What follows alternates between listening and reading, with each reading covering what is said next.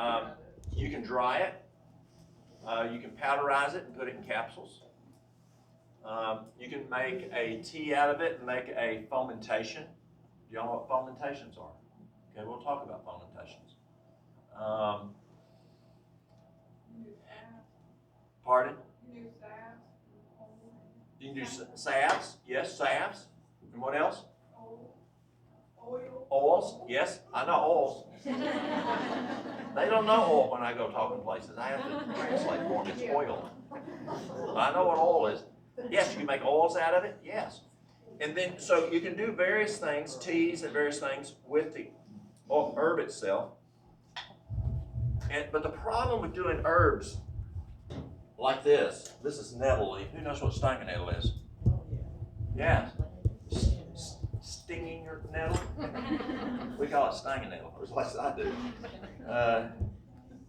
Did you know, if you are in Asia and you get an asthmatic attack, they're going to strip you from the waist up. They're going to take stinging nettle and they're going to whoop your chest and they're going to whoop your back. The asthmatic attack normally goes away.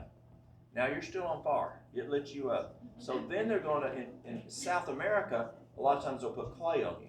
But in China, Indonesia, Malaysia, they'll dig a hole in the mud and they'll bury you in the mud with just your head sticking out. And then that mud will pull that stinging out. Isn't that cool? Stinging nettle, we're told, is probably the most nutritious of all herbs in North America. Dandelion isn't far behind. Dandelion has a lot of nutrients in it. But stinging nettle is considered the most nutritious. What can we use stinging nettle for? How do you harvest it? Pardon? How do you dig it up? Yeah. The root? When I go up, and y'all know I go places a lot. When I go to northern Wisconsin or northern Minnesota, the ladies will take. You remember those gloves that y'all used to wash? Mom and Grandma used to wash the dishes with. You know, the plate gloves. They go out there with some rubber gloves and they cut it. When it's cooked or when it's dried, it doesn't sting you. And so they'll go and take it and they will put it in.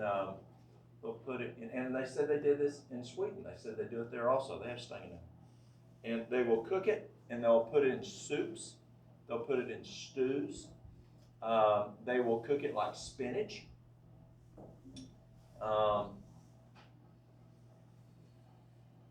That's probably it, yeah, that they tell me about. What's some things we can use it for medicinally? Hormones. Excellent for hormones. This lady came in one time, and she is dressed in her country outfit that she wears all the time. And she comes in, and I was standing by the herb cabinet, and she says, "Well, I need some nettle." And I said, "I think I'm plumb out." And so I squatted down to open the door to check if I had it, and I said, "No, I'm plumb out." She said, "You better get it in quick." She said, "If you don't, Cobb County's going to make national news again." And I said, "Why?" She says, "As many women as you and Marilyn got on that stuff for hormones, we will make national news again." But yes, hormones. It's excellent for hormones. What else is it good for? Allergies. It's excellent for allergies. And there's allergies, this time of year. And you can make tea, you can make extract, or you can do capsules. I find it works best. But it works. I've seen it working all three. Just whatever works best for the person. So what's the problem with stinging nettle? Or if I take, like, here's potiarco, that doesn't grow here. But let's say that we have an herb. What's a problem with an herb keeping it? Light. Pardon? Light. Okay, light. You want it in a dark place. Air. Air. Air out of it. You want to keep the air out of it. But can it start losing medicinal value? It can. What does that remind you of? Let's go back to the corn. Who puts up corn or has put up corn? Why do you put up corn? To keep it sweet. To keep it sweet. Sugar. So when that corn is ready on the stalk, do you need to pick it when it's the right? Okay, so you pick it when it's just, oh, it's just delicious. You pick it, and what happens if you don't? It turns to starch and it's hard. Dries up, lose nutritional value. And so we put it up. They didn't know what putting up was.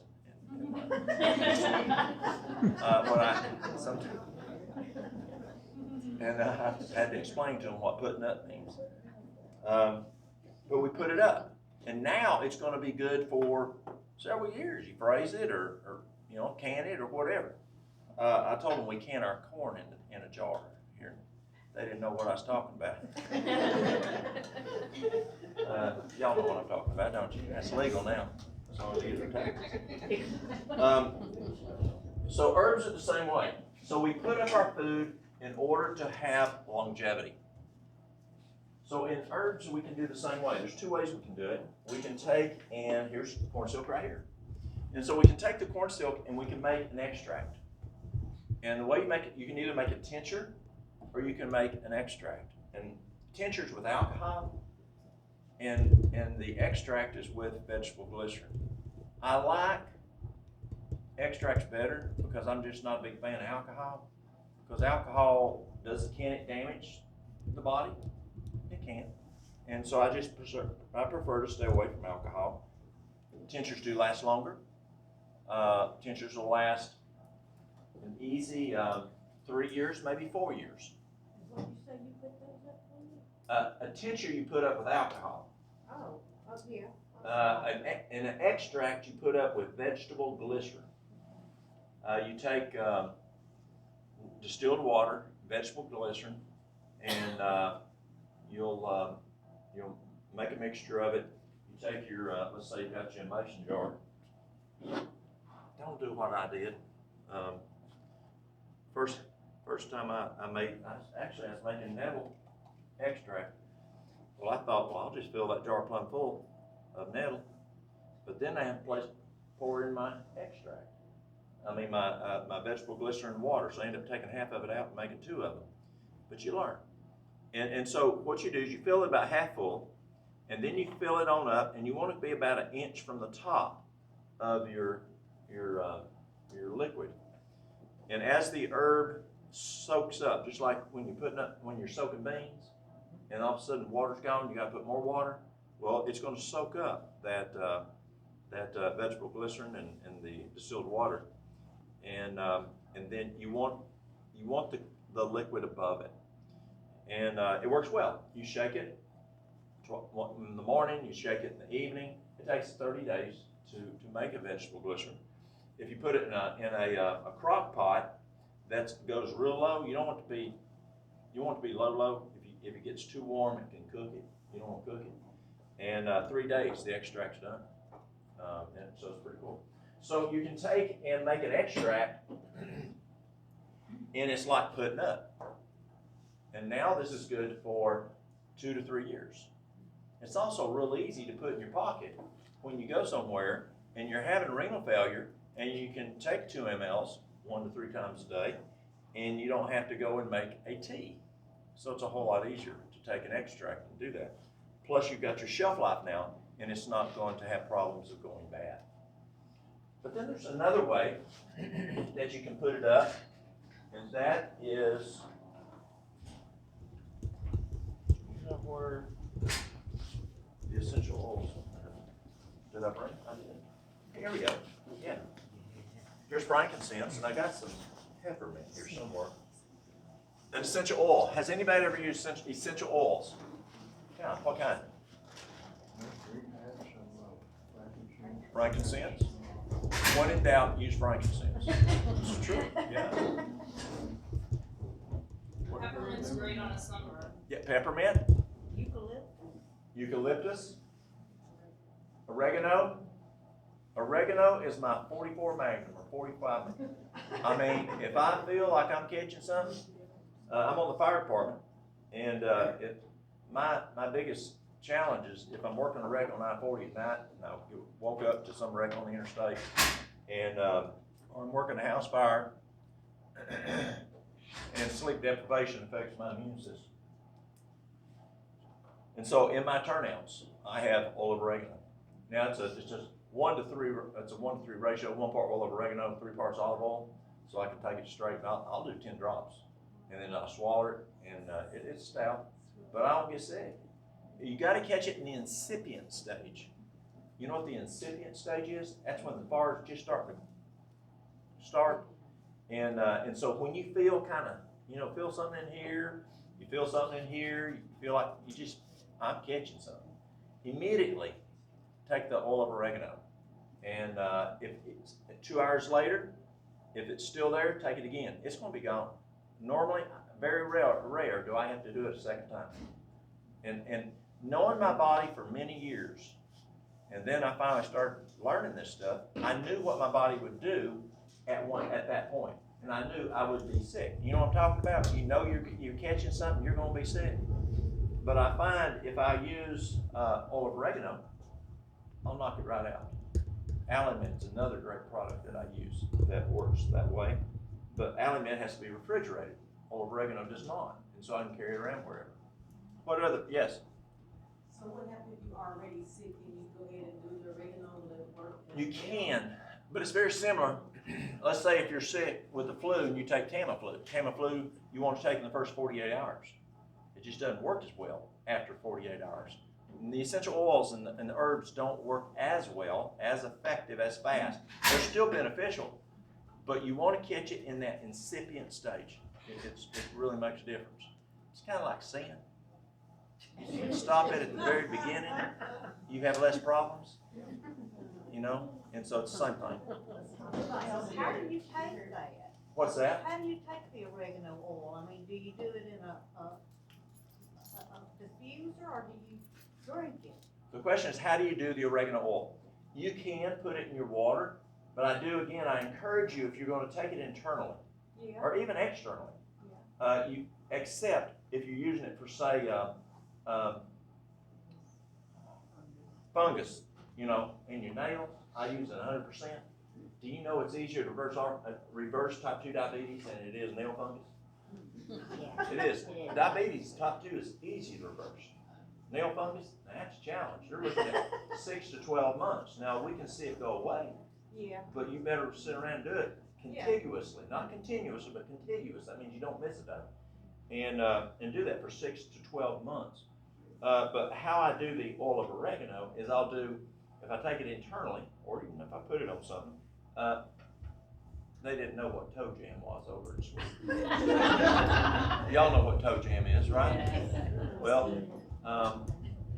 if a person has toe jam, the best thing I found is oil of oregano. Just clean the foot off real good, put oil of oregano on it, and it's mixed 1 part oil of oregano, 3 parts olive oil. 1 part oil of oregano, 3 parts olive oil, and apply it it still stings a little bit, but it kills it. It plumb kills it. It's gone. So if you're taking it by mouth, I would recommend someone start off with just 3 drops. 3 drops. Put it in a glass of water and drink it. If you put it under your tongue, 3 drops. But I've just worked up to 10 drops and I'll use it. Now there's a guy who's ever listened to Dr. Bob Martin. You listen to Dr. Bob Martin. He's good, isn't he? Bob Martin is a guy out in, Colorado or somewhere out there. Yes, he is every Sunday morning from 10 to 12 out of Bristol. What was that, 92.9? Yeah. But Bob Martin has found that when he uses oil of oregano, he's able to get rid of mold in a person. And he'll start out with 3 drops 3 times a day, and he works up to 10 drops, sometimes as much as 15. Now, be careful on that 15, but 10 drops is easy, 3 times a day. And he's finding that he's able to totally get rid of mold, and we've started doing that, and we've seen good benefit. And I've used it in our fire helmets for years. We get one of our helmets in storage, it's got mildew on it or whatever. I just put oil of oregano on it, and boom, it's gone. Is the oil of oregano, is that an essential oil? It is, yes, ma'am. It is an essential oil. Yes. There's a question in the back. Oh, I'll take off my jacket, sorry. Okay, someone had something a minute ago. So oil of oregano, oh, yes.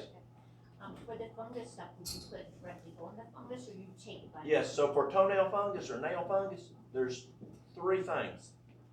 Let me just say this real quick. Everything you do, first thing you do is what? Pray. That's the power. Let's just, we can say that's a given from this point forward. Prayer is where it comes from. God is the only, oil of oregano does not heal. God is the one that does the healing. So if you have nail fungus, what you do is you put, you can, first of all, Dr.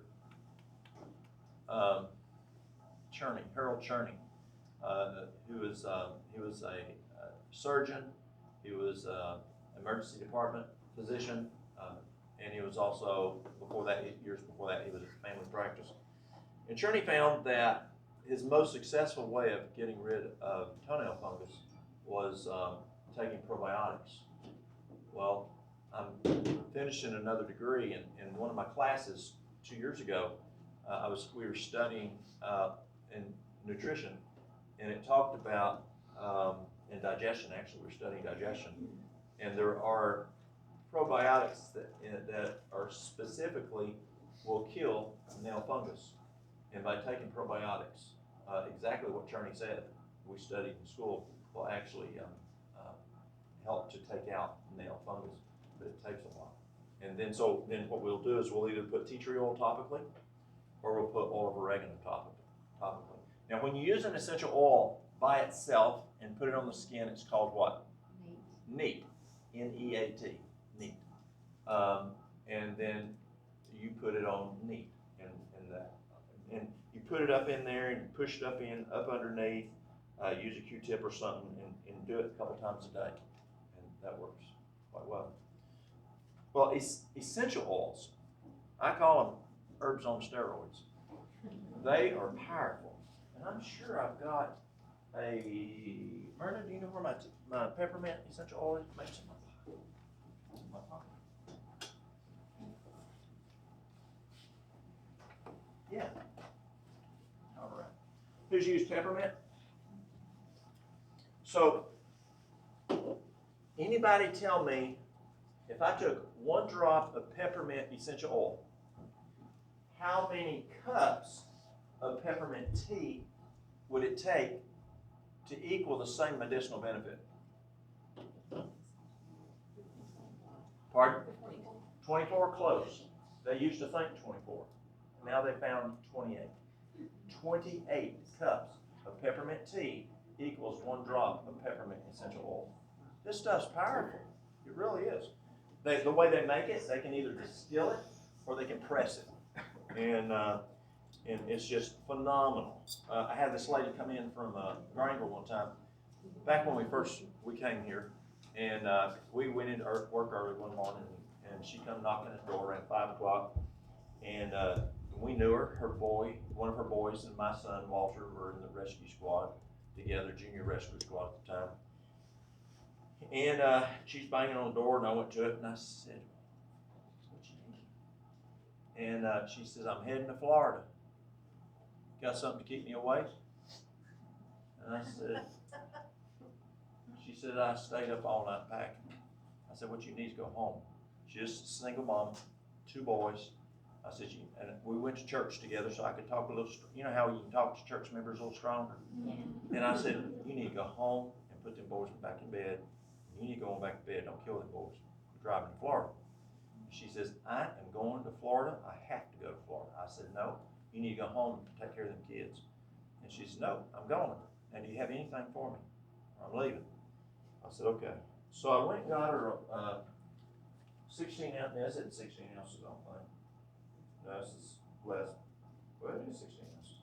I got a 16-ounce bottle like this, and I put in, now with her, I put in this one, cayenne pepper.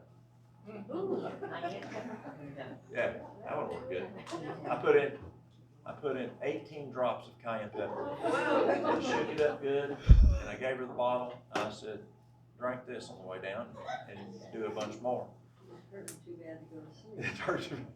Well, you know what? She made it back, And she said she stayed awake the whole way. I had a girl No doubt. who went to school here at the high school, worked for me for a number of years, and y'all would know who she was, who worked come in the mustard seed. And she came up to me one day and she said, well, she'd worked for us about 4 years. And she said, it seems that coffee's not good for you. Watching y'all over these last 4 years, I said, no, it isn't. So I explained to her the problems of coffee and, you know, the issues of caffeine and what caffeine does.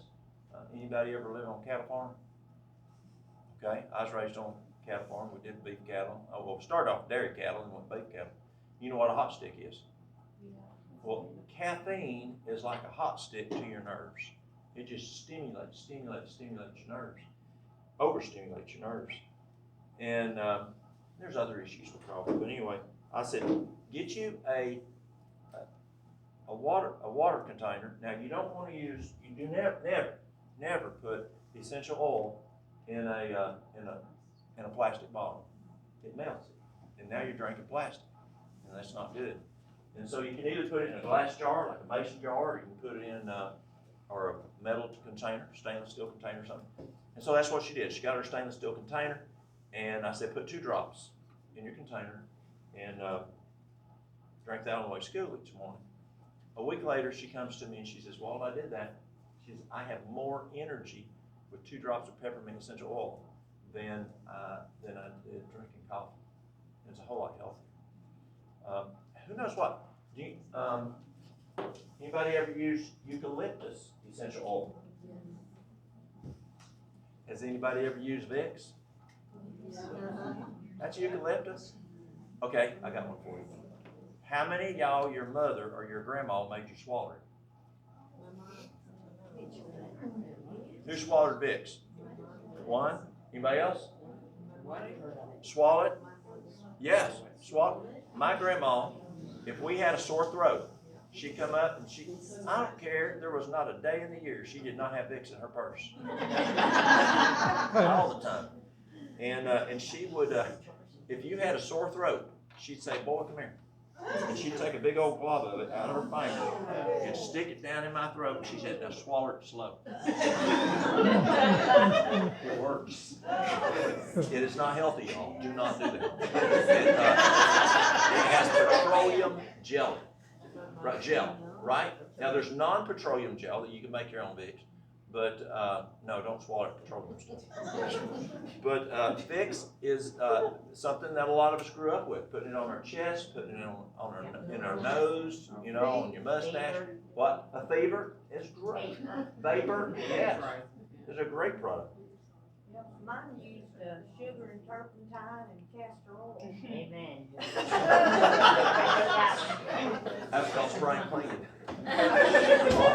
My great granddad did that. He'd take a teaspoon and he'd put turpentine in a cube of sugar, like what you fed the horse, and in the spring, and he'd give it to all the kids, and it was spring cleaning. Get rid of all the parasites and worms. So who knows what albuterol is? Okay, albuterol is something that you know that it's a bronchial dilator.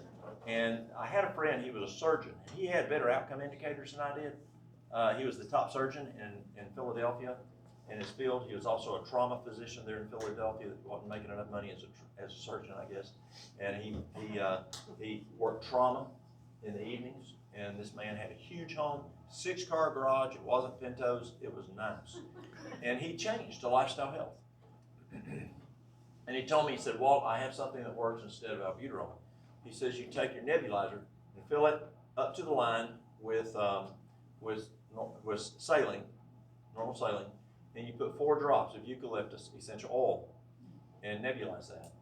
And it works, it does, it works. I've now shared that with people for 21 years, 22 years, and it works better than albuterol. It's phenomenal. You don't have the challenges, the side effects of albuterol, cost of albuterol, and it works very well. So with essential oils, they're very powerful, and you get even a longer shelf life. So when you look at your oils, at your herbs, you can use your herbs different ways. You can, just go out and pick them, eat them in your salad. You can dry them. Who's ever dried mullet? Hang it up like backer? and just let it dry. Don't hang it up in a sunshine area. Someone said keep it dark. And you can hang up mullein, and then you can put it up, and it'll last through that season, and you can use it for any kind of chest congestion issues. Works very good. All right. Oh, I have a hard time with this class. It's so fun to do, and there's so much to share. I was just gonna say with the essential oils, I would use lavender and citrus in labor and delivery where I work Uh-huh. for pain relief and along with acupressure, but. Okay, so she used lavender and citrus. Now the thing with citrus is if you use it topically, most of your citrus, you don't want to go out in the sun. The number one, anybody know what the number one essential oil used in the world is? She just mentioned it. Pardon? No? Lavender. It is the most used essential oil anywhere in the world. It's a great, if you get burned, Mary Lou burned herself in the kitchen before we left a couple of weeks ago. And burnt her hand doing something in the oven. And, for years we've used, aloe vera. Who's used aloe vera on burns? Excellent for burns. Taters. Y'all use taters on burns? I had this guy come in one time before I came back to East Tennessee. And he came in to the clinic where we were, and he was a maintenance feller, and he was working on a furnace.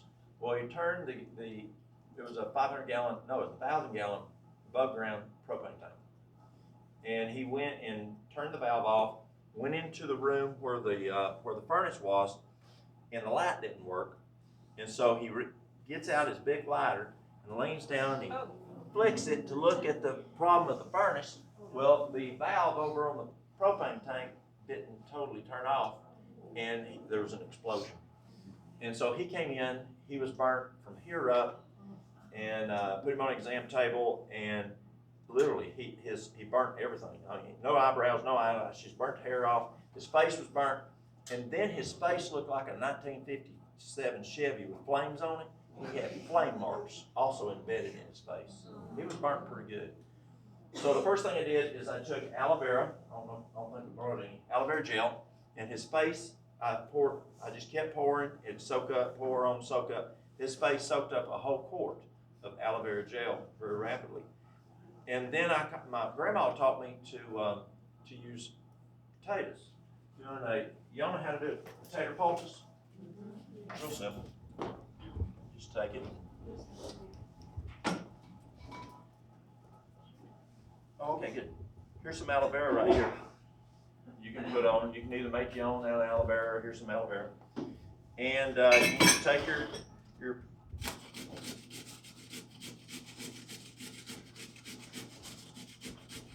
So I had the kitchen make up a mess of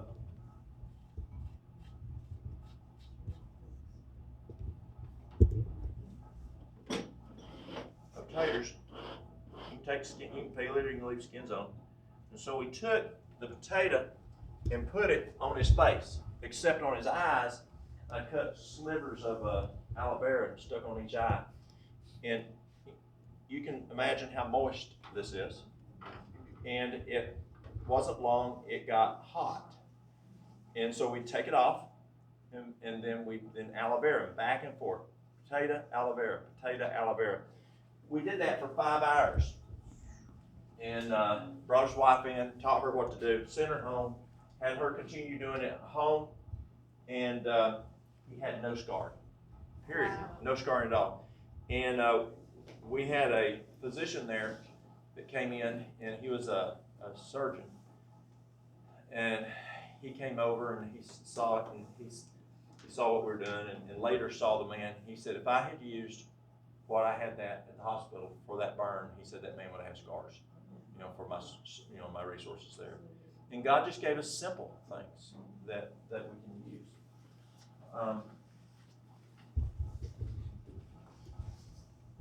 Let's see here. Poultices. Who's made a poultice before? What kind of poultices have you made? What? Charcoal poultice? Garlic and onion for ear. Garlic and onion poultice? Fig poultice. Now, Where can we find a fig poultice in history? Bible. Yeah, King Hezekiah. Yeah. Fig poultice we can use for boils. It's also very good for cancer. And you can take even a dried fig and you can cut it in half. It cuts better in half when it's dried. Or you can take a fresh fig, cut it in half. You can lay it plumb against it, or you can dig it out and use it like a paste and make like a poultice of the fig inner part. A dried fig, you can hydrate it and then cut it in half, hydrate it, and then either stick it onto the affected area or clean it out and make you a poultice and put it on the area. Yes, it's biblical. What's some other kind of poultices? Castor oil. A castor oil. Yeah, they call it a pack. That's the same as a poultice. Yeah, castor oil. Castor oil is phenomenal.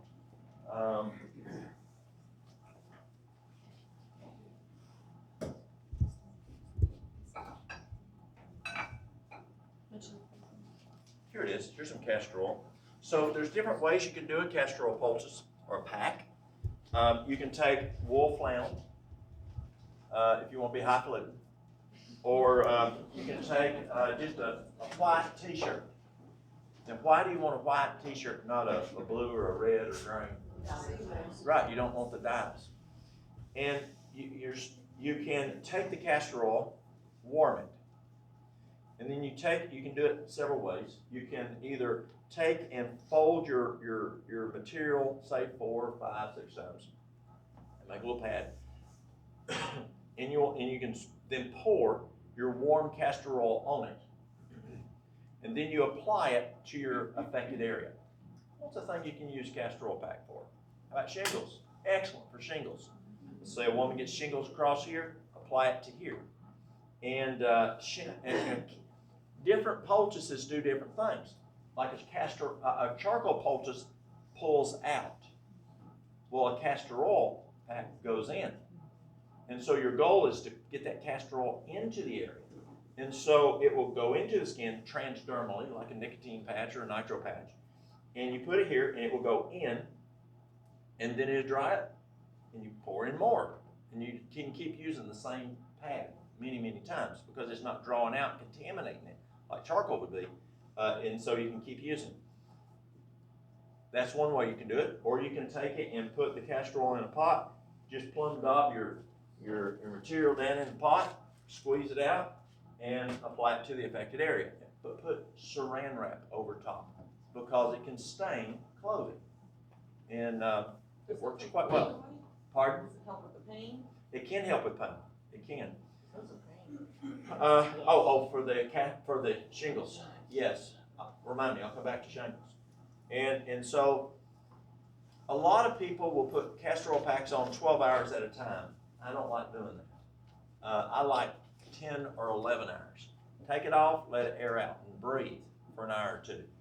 Wash it off or whatever. Well, shingles going to hurt, so be careful of washing it. But let's say if you have breast cancer, it's a great tool for breast cancer. Ovarian cysts, any type of a cyst or a tumor. What's the other word I'm looking for, Mary Lou? Cyst, tumor. Inflammation. It does help with inflammation. There's another word I'm looking for. I'll think of it maybe. And so it goes in and helps to shrink those tumors. And it's very what? Fibroids. It helps with. I use it for fibroids. It's good for fibroids. But also with fibroids, make sure your estrogen and progesterone at the right level. Usually, fibroid issues are your estrogen is not working right. So you use wild game cream. Say a 4 to a half teaspoon twice a day. Goes in. It transdermally. You can use it here, wherever you want to use it. And wild game cream will go in. And it stabilizes progesterone. When you stabilize progesterone, you stabilize estrogen, and you stabilize testosterone.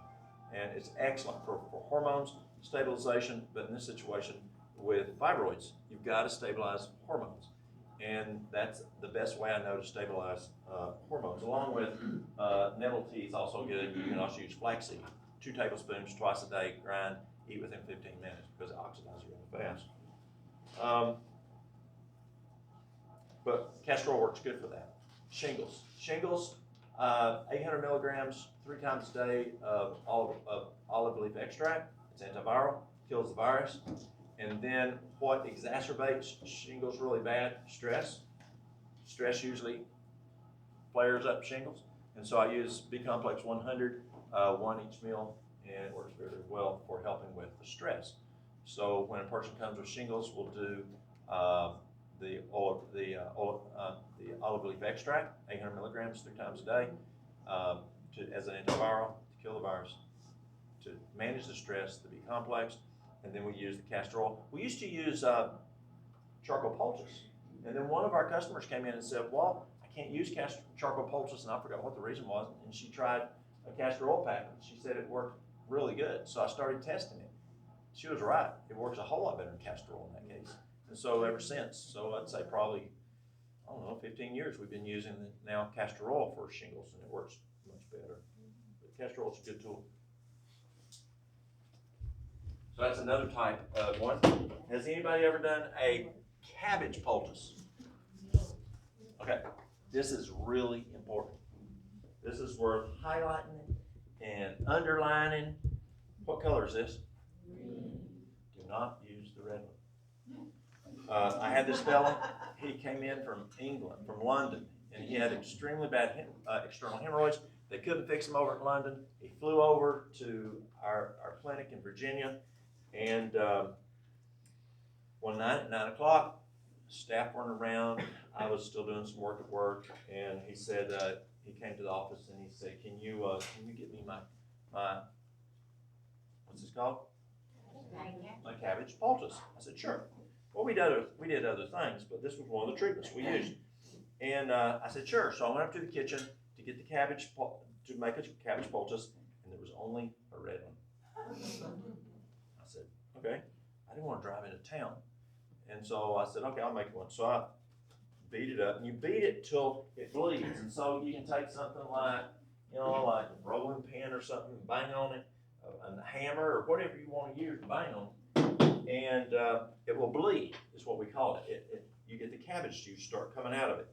Cut it to the effective size, apply it to the affected area, and use, let's say for a hemorrhoid, you can use a sanitary napkin or something to hold it there. So I made this nice red cabbage poultice for him. The next morning, he informs me that I stained his underwear, his pajamas, all the sheets, and everything on the bed, the towel, the carpet in the room. I just made a huge mess. I learned ever again, just say, I'll be back, I'm going to the store. Do not use red, you use the green. It works very well. But if you have a broken arm and you got a lot of pain, you can use cabbage poultice, put it on the area, and it helps with pain. And Amish people will use that for pain. Let's say, what's a way ladies can use? Dry up breast milk. That's right. Yeah, for the breast.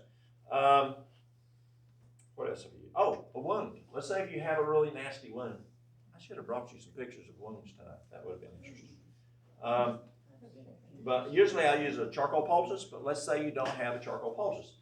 Then you can apply a cabbage poultice onto the wound to help with infection. And it can help with infection. I like the charcoal poultice better for infection. You can use a banana poultice. You take the banana skin and put it on, and what could you use that for? Burns it may work good for burns. But it works real good for poison ivy. Banana poultice does, yeah.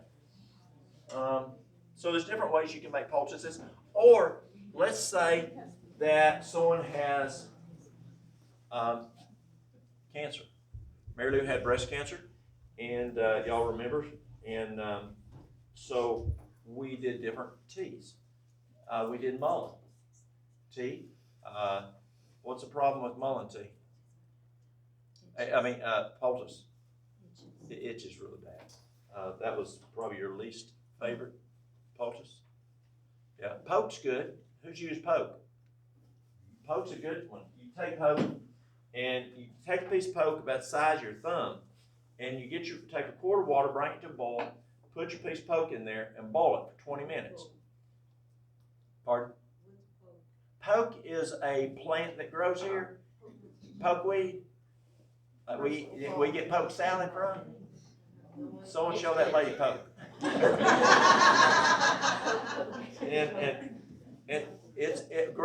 That is what grows the best in my garden. I don't know why. I probably grows the best everywhere.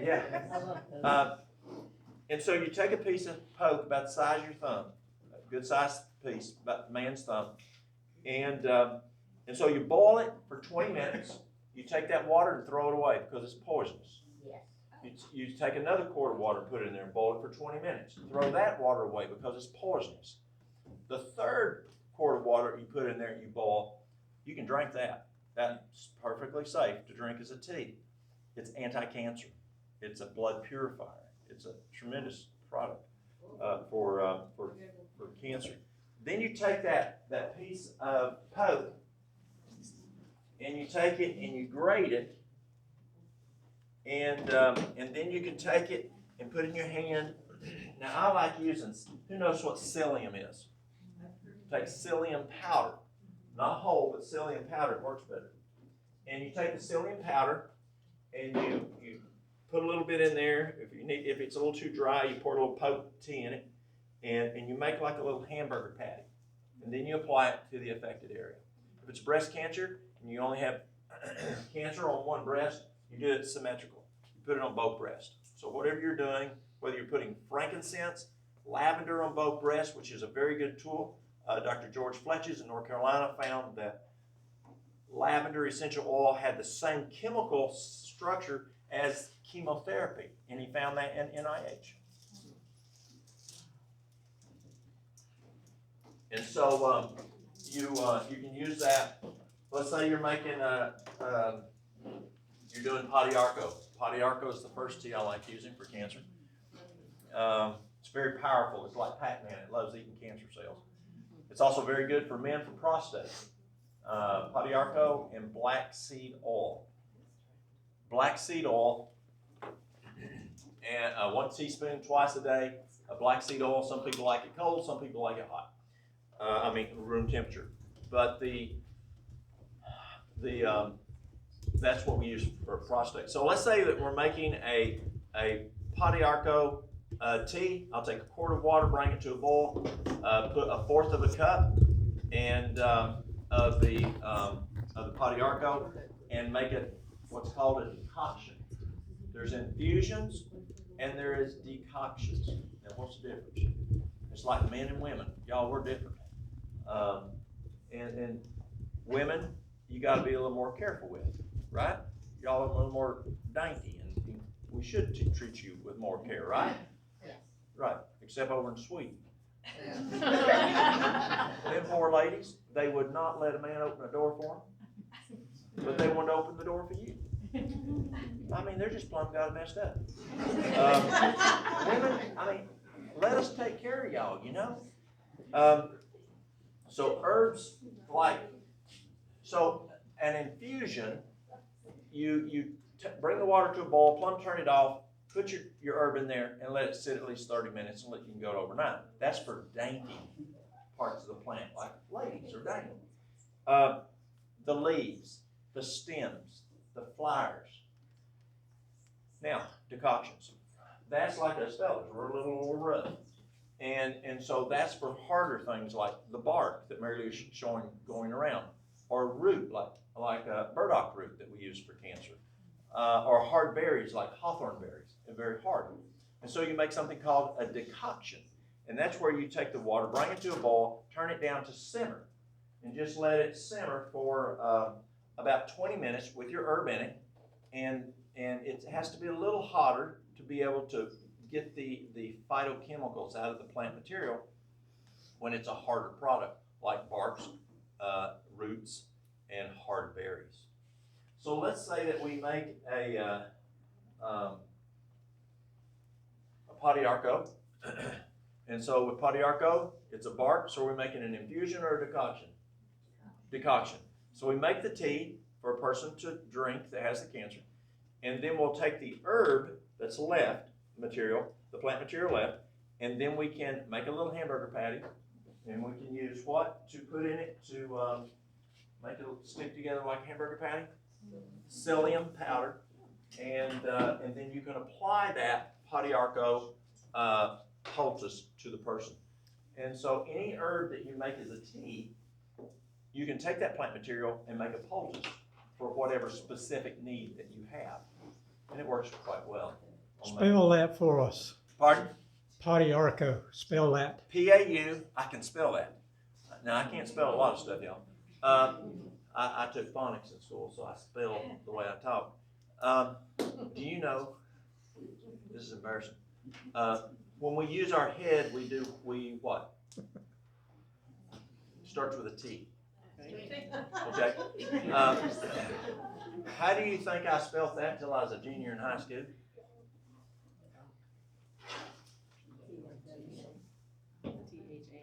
Exactly. We think, right? And as a junior in high school, and this light just comes on, they use an I in this word. But Padiarco, P-A-U space D apostrophe space A-R-C-O. P-A-U space D apostrophe space A-R-C-O. Where does that grow naturally? Like where's that? It's down south, more towards South America, Central America, down there. More tropical. It is a tropical. It's a tree, yes. Most known for cancer and prostate. They're the two big things it's known for out on the market. Are you saying it's for prostate cancer or just for? Either. It shrinks the prostate. Okay. Yes, it helps to shrink the prostate. And if you've got a prostate issue, and always remember, PSA is not a diagnostic tool, or at least it wasn't when I used to work in healthcare. It was a trending tool. And so I've had guys come to me with a PSA of 30 and not have cancer. I've had guys come to me with a 2 and have cancer. And so the number is not definitive cancer. It's a trending tool. It's what it was developed as. So let's say you have an enlarged prostate. You happen to get up 7, 8 times a night. And so to shrink the prostate, the Padiarco works well. The castor oil, not the castor oil, the black seed oil. For years, we used to use something called saw palmetto. Yeah. It's beneficial, but I don't see the outcomes the same. Another one is pumpkin seeds. It's a zinc in the pumpkin seeds that make it. Men lose zinc quicker than women. And so men need zinc. We need it for our thyroid. We need it for our immune system. We need it for our brain function. And it's important for men for their prostate. But let's say it's not shrinking. So this is an old treatment. I mean, this is old. You ask an old fella out there, and you know, an old country guy, and he can tell you that, yeah, this is what my daddy used, my granddaddy used. So what they do is they'll take their finger, put a glove on, and they'll go 2 digits in to about right here, and they milk the prostate. They milk the prostate. And this is just an old country. And we're talking about old country stuff tonight, right? Old Mountain Remedies. This is an Old Mountain Remedy. And so what you do is you put the finger up into the rectum about to the 2nd digit. And so when you take your hand, you feel like this right here, put your hand like this, and that's like this is what it should be like. And when you tighter, it's a little harder, when that prostate's harder. And you can feel that prostate. Well, you milk it, and that's where you move your finger back, but you don't go frontwards and backwards. You go up or down, you go sideways on it, from leg to leg, sideways, and that will milk it. And I've had some tremendous results helping guys with elevated PSAs, and it can bring that PSA right on down. It can shrink that prostate to where they're able to have better urination. A modified DRE. Pardon? A modified DRE. Okay. Not something the guy really looks forward to. No. We're country folks, right? We grew up on farms. Yes. Have you ever used garlic poultice? A garlic poultice. Onion poultices. I've never used a garlic poultice. Tell me. One of my, church member friends, she got, rootworm, and so I told her to make, a garlic poultice, but I should have told her to put like aloe vera or something because it's real strong. She kept it on a little bit too long. Burn It took care of it, but kind of burnt her a little bit. Yeah. So I said the next time, if you get it again, Sure. just add some aloe vera to it. That is yeah, garlic makes total sense. I've done, onion poultices. For ringworm, you want another one for ringworm? Now, this is depending on where it is. Be careful. But, I have seen this work a number of times, is you take a blow dryer, and after you get out of the shower or a bath, let's say it's on your arm, you take that blow dryer, and you go to the area, and come back, and you dry that area up just real good with that blow dryer. Every time you get wet, and I've seen ringworm plumb go away. Tea tree oil is good for ringworm. Oregano is good for ringworm. Garlic, and would be, and also the onion can be. Yeah. So, we didn't have all that, I just knew that the garlic would work. Garlic's powerful. Yeah. Yeah, it really is. Works good for chiggers too. Yeah, cheers. I won't tell you what we did in the mountains with chiggers to keep okay.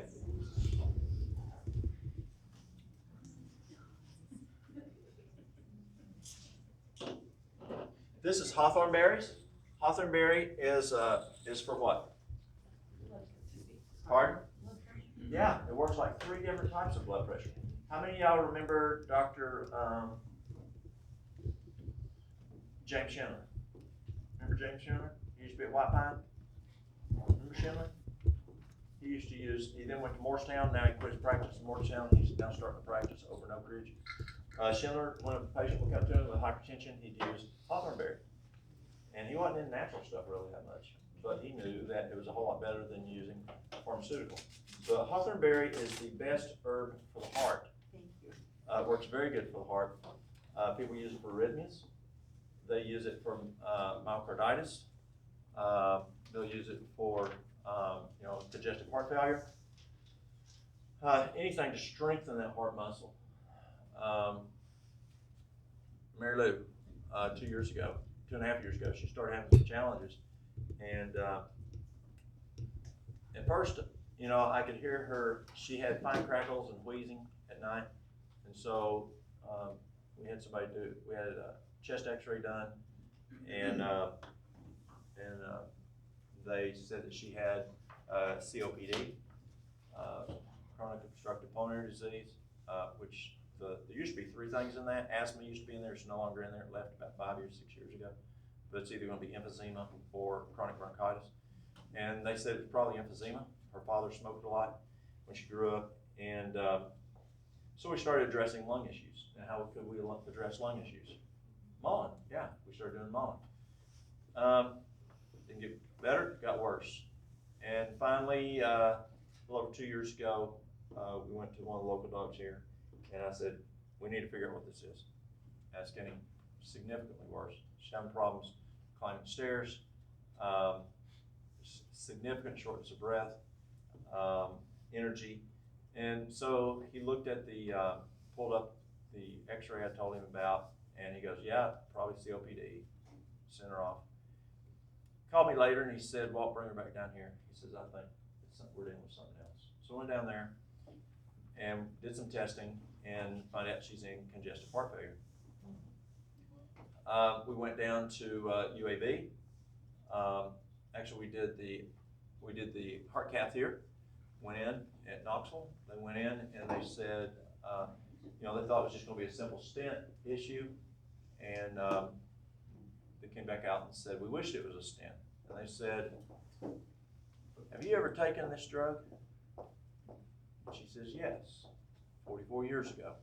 He said, it has damaged your heart, your left ventricle, and your mitral valve. We can see significant damage. And he actually took medical students in there to show what it looked like. And the drug is a drug that she had taken 44 years ago for leukemia as a chemotherapy drug. And it took 44 years to cause her to go into heart failure. She had an ejection fraction of 10 to 15, which is not a good thing. Went to UAB immediately. They wanted to put her straight on to the transplant floor. Didn't have a bed, so they put her in CCU on the advanced floor. And then as soon as they had a bed on the transplant floor, they sent her to the transplant floor. The problem was that she had no renal failure, no pulmonary failure, no kidney failure, no hypertension. And they didn't give her the drugs that they normally use. They didn't know what to do with her. She stayed there for 5 months in Birmingham with my son Carson. And we started treating her naturally with things like hawthornberry, CoQ10, magnesium, and various things. And last echo we had, she had an EF of 25-30. We'll be going back soon for another echo. We'll see where she's progressed from there. They didn't know what to do. They normally at UAB, a person has this problem at 10 years post using this drug, and the longest they've ever seen was 25 years. And Mary Lou then broke the record at 44 years. And they said it's only because of her lifestyle that she was able to go that long. But they kept telling me, well, we don't know what to do with her because we can't use the drugs that we normally use because it has side effects, and we can't use it because of that, because of her situation.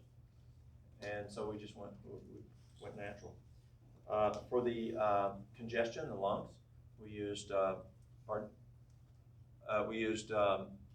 dandelion leaf. For the pitting edema and the ankles, the feet, we used dandelion leaf. And it worked very well, just like you'd use a Lasix or something, a diuretic. And so hawthornberry is a great tool. Like, who was it said blood pressure? Yeah, it's great for blood pressure. But here's the problem. I don't want to treat signs and symptoms with a healthy pill. You know what I'm saying? I want to stop in the sandpaper. So as we look, I'll just use this one example because that's not what this class is for. That's a whole other class. But let me use the example. Hypertension. There's several things that I find that cause hypertension. Number one cause of hypertension is stress. Stress raises cortisol. Stress raises adrenaline. Stress dumps potassium. And what do you have? Hypertension. So you've got to address the stress. And that's a whole class in itself, stress management. But you've got to address the stress. And you know, whether it's B complex, lithium ortate. Lithium ortate is amazing for stress, phenomenal for stress. Magnesium, exercise, water, get to bed on time. There's a number of things that you can do for stress. Trusting God, that's a big one for stress. But you've got to get a hold of stress. If you don't get a hold of stress, you're going to have to keep using, whether you're using a drug or a hawthornberry. You've got to address the root cause. The second major cause of hypertension that I'm finding is dehydration. Dehydration affects hypertension. It makes the blood thicker and stickier. We're just talking hydraulics here. You understand that? Yeah. Thicker the higher the viscosity, the harder the pump has to pump. That's just, we learned that in the wintertime when we were trying to put PGA oil in our car. It just ain't gonna work too good. The other is when you're dehydrated, the brain doesn't have enough water. And when the brain doesn't have water, you're more prone to the first problem, stress. The next item is kidneys. So your kidneys are the switches that regulate blood pressure, and the kidneys have to have water. When they're dehydrated, your kidneys don't work as well, and you're more prone to hypertension. Another problem is when you're dehydrated, you don't urinate as much, and it's through urination that we get rid of sodium. And so we can have sodium retention if we're dehydrated. But another item that with water is very important with water, is conductivity. And if you want to talk conductivity, this man can talk conductivity all night long to y'all, much more than I can, because he understands that much better than I do. But conductivity is it's a measurement of the electrical system in the body. It's like measuring the salinity. And let's go back to chemistry class. In chemistry class, the professor took a flask, and he took this flask, and he took a light bulb, and he plugged it into the wall, and the neutral went across, but the hot he put into the flask. It was bare wires. The light's not on because it's just sitting there. They're not touching. Then he pours in distilled water. Is the light going to come on? No, because it's distilled water. There's no mineralization for the electrons to go back and forth. So then he starts pouring in salt.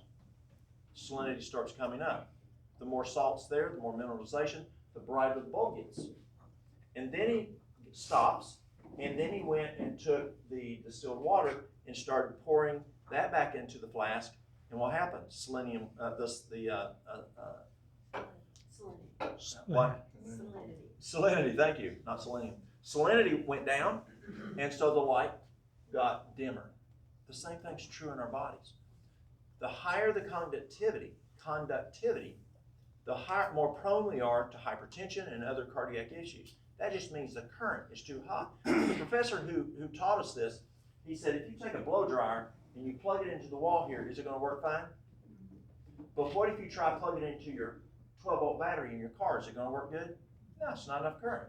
He said, but let's say you go over to Australia and you plug it into 220, or into Sweden, where we were the other day, 220. It's going to burn that hairdryer up at 220 or 240. That's what they had there in Sweden. The current's too high. And so when our salinity is too high, then we're more prone to have hypertension and cardiac issues. So what is it that we manage that salinity with? Hydration and sodium. And so you keep that salinity where it belongs by drinking adequate water, and then also not having too much sodium or mineralization. The next thing that water does is, dehydration does, is, well, that's it on dehydration. The next item we look at on hypertension is eating too much salt. Well, the problem is not as much with Celtic salt, with Himalayan salt. It's the little girl with the umbrella. That's the problem. The Morton salt. That stuff's more of an issue. And it's still salt, y'all. Still be careful with your if you are having problems here with, let's say you're in renal failure, let's say you're hypertensive. You still want to be cautious on your Celtic salt and your and your Himalayan salt. And so when a person's coming to us and we're working with them on hypertension or cardiac issues or pulmonary issues, on renal issues, we take no sodium at all, none. Let's get the body back where it belongs. If we need some sodium, we can get it in celery juice, whatever. Or if we're starting to dip a little, we can add a little salt. But salt's still salt. And that can cause problems because of the salinity. Another issue is renal failure for persons having kidney problems. Like up here at the dialysis. That way over there? Where's dialysis center? That way? If a person's having a renal failure, again, the switches that run the blood pressure are the kidneys. And if you're having renal problems, there's a probability you're going to have blood pressure issues. Another problem is if you have clogged arteries, or atherosclerosis. If you want to wash your car and you got your garden hose, is that going to give you a lot of pressure? So what do? You put a smaller orifice on there. That increases your pressure. So you've got a pipe here that's a 2-inch pipe, and you go to a 1-inch pipe. Is pressure going up? Absolutely. And so when we get plaque buildup, we now have a smaller orifice there, and your lumen's smaller. You're going to have more pressure.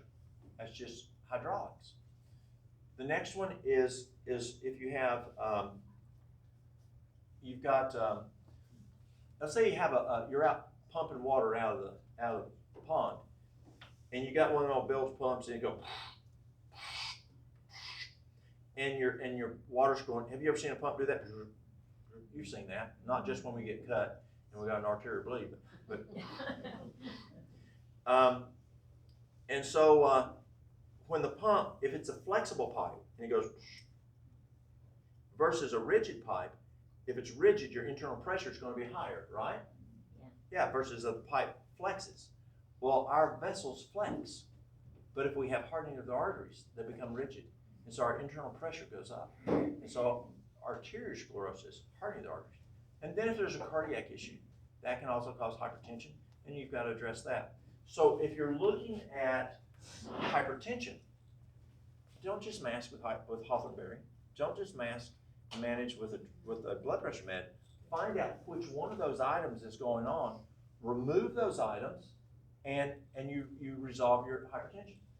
My father-in-law has had hypertension for a decade, and he's off of medication now. Water, plant-based diet. Makes a difference, doesn't it? That right there. So, do you remember when the health department, county health department used to have health fairs? Yes. We were over, it's the first health fair I ever went to, somewhere on that part of town over there. This lady comes in, she sits down, she says, my husband has hypertension. She worked in healthcare here in Cobb County at the time. And she said, do you have something, he worked in construction. Is there anything you can do to help him with hypertension? Give me one thing that's simple, he's gonna do it. I'm thinking, does he drink water? Nope, he don't do water. Well, we can start with that one. I said, have him drink X amount of water. I'll come back to X. And she says, okay. 2 weeks later, I got invited to come over to the hospital, to the boardroom, to give a presentation on lifestyle health. I just moved here. And so I'm setting up my PowerPoint projector, my computer, and they introduced me, and this lady in the back of the room at the table raises her hand, and she says, let me tell you about walking. I'm thinking, I look and it's that woman. I'm thinking, oh no, what's she gonna say? And she said, 2 weeks ago I saw Walk the Health Fair. My husband, hypertension, hypertensive meds, still uncontrollable. She said, in 2 weeks, drinking adequate water, he now had to go off of his hypertensive meds because it drove him too low. And he has a normal blood pressure. Now, it's not normally that fast, y'all. It usually takes a little longer, but water makes a huge difference, and your diet makes a big difference. And so get to the root cause, and then you don't have to even keep taking Hawthorne berry. And that's my goal. So as you look at your different natural remedies we're talking about today, yes, we use it maybe on an acute situation, but on chronic issues, let's get to the root cause. Let's find what it is, reverse that issue, and continue. Is there a way to get the plaque out of arteries? There is. Cleveland Clinic. You know that little community hospital up in Cleveland? Yeah, I've heard of it. Cleveland Clinic. It's a big university. It's a big clinic there up in Cleveland. Yes. Diatomaceous earth will do it. Okay, diatomaceous earth. I was unaware of that. Thank you. My sister takes it faithfully, and she went to she had a heart attack, and most of it was stress. And when they got there, they said her arteries are as clean as anything. Yes. She's I know a nurse up in diatomaceous earth. Greene County would take diatomaceous earth, and she said she could think a whole lot better. Yeah. Makes sense. It cleans your arteries. Yes. How do you think that? Pardon? Teaspoon twice a day or something? At first, you start with like a teaspoon and like 6 to 8 ounces of water, and then you drink that, and then you can, as you go along, you can increase it to 2 teaspoons. And my sister takes a tablespoon, but she's been taking it for years. So you just start it, it's real powdery, so watch the fumes when you get it out, and you stir it you have to keep stirring it as you drink it. And you drink that, and it will clean your arteries out. Yeah. Get the food grade. Yes, you want to get diatomaceous earth. Diatomaceous Yeah. earth. Diatomaceous. Supply. Make sure you get one that says food grade. It's gotta be food grade. Can't use your chicken. So I do. Cleveland Clinic. Cleveland Clinic. Have you ever heard of Dr. Esselstyn? I have a movie for y'all to watch. It's a great movie. It's a documentary. Cornell University and Cleveland Clinic. And it's also research out of Cambridge University in UK. It's called Forks Over Knives. Who's watched that one? It's a great, it comes from the China study. Excellent. Well, Dr. Esselstyn is in there. And Esselstyn was at Cleveland Clinic, and he found that the diet that Cornell University found to be the most healthy diet in the world increases lifespan by 15 years. It's the most comprehensive nutrition study ever done by Cambridge University, Cornell University, and one other university in Asia. And they found if you will eat this diet, you'll live on average 15 years longer. And the diet is a whole food, plant-based diet with variety. Well, Dr. Esselstyn at Cleveland Clinic found that if patients would do a whole food, plant-based diet with variety, that it took about a year and a half, year and 3/4 to reverse atherosclerosis. I had a lady came, she was from New York, and both carotids were 75% occluded. In 2 months, she went to just a 25% occlusion in both carotids, and she used something called lecithin granules. One tablespoon twice a day. After that, I learned you could do it 3 times a day. Lecithin granules can be from soy lecithin, or it can be from sunflower lecithin. And it works very, very well. I call it Rotaroo, Drano. And what it does is it dissolves the plaque without breaking off the plaque to cause an occlusion. But the lecithin granules works extremely well on dissolving the plaque. Esselstyn's research is great research at Cleveland Clinic on just the Cornell diet. It's just I try to go faster than a year and a half, year and 3/4. Depending, a person could be in a tough situation. One of our challenges here in the South is we fry everything. Yeah. Taters, ice cream, pigs, chickens, okra, Pope, candy bars, Twinkies, Oreos. We fry everything. And if we don't fry it, we pour oil in it. Now, my grandma down in Chattanooga, she would take a pot of green beans, and now she didn't put ham hock in it, or she didn't put bacon in it, but she poured more than a cup of vegetable oil in it. And it looked like an oil slick on top. And it was very good. To my tummy at that time. I would not like it today because I haven't eaten that way in 20-some years. But that's what our tongues in the South like. We like that fried food. We like that oil. And our grandparents, they ate the grease, It is not healthy. And that can cause plaque buildup. And so when Cornell went and they pulled and they looked at that, see, T. Colin Campbell, this is real important. This is not on Mountain Remedies, but this is really important, how important parents and grandparents are. See, Campbell went into the study. He moved to Southwest Virginia, just across the line from Bristol, when he was a boy, on a dairy farm. They also have beef cattle. I grew up on a dairy farm, beef cattle too, so I can relate to him. And I took nutrition courses from him at Cornell. He was just a fabulous professor, teacher. I really enjoyed him. But Campbell told us this story in class. He said he started the China. Y'all heard of the China study? Everybody heard of the China study? He started the China study to prove we need more dairy and we need more meat. We need more dairy and we need more meat. He had the backing of the dairy industry, he had the backing of the meat industry. Cornell backed him. And into the study, he found that the numbers just weren't working out right. It was a 20-some year study, and he just kept trucking away on the numbers, and they just kept getting worse and worse and worse, proving just the opposite. 180 degrees, what his hypothesis was, to prove that we need more dairy and we need more meat. Finally got to the point that there was no question. It was 180 degrees opposite of his hypothesis. So what does he do? How many of y'all have taken stats? Statistics? Remember they taught us how to mess with numbers? Yeah. Remember that? Yep. Yeah. So Campbell tells us in class, he says, what did I do? Did I mess with the numbers? It's what the dairy, our sponsors, the dairy industry, the meat industry. Cornell wanted me to, he said, to prove we need more dairy and we need more meat. But do you know what the mind's eye is? You can see something back when you're a kid, or you can hear something back years ago. As he's trying to figure out what is he going to do, he could hear his father saying, "Colin, never lie. Colin, never lie." And based on that, T. Colin Campbell published the true numbers of the China study, which showed that a whole food plant-based diet with variety increases lifespan by an average of 10 years.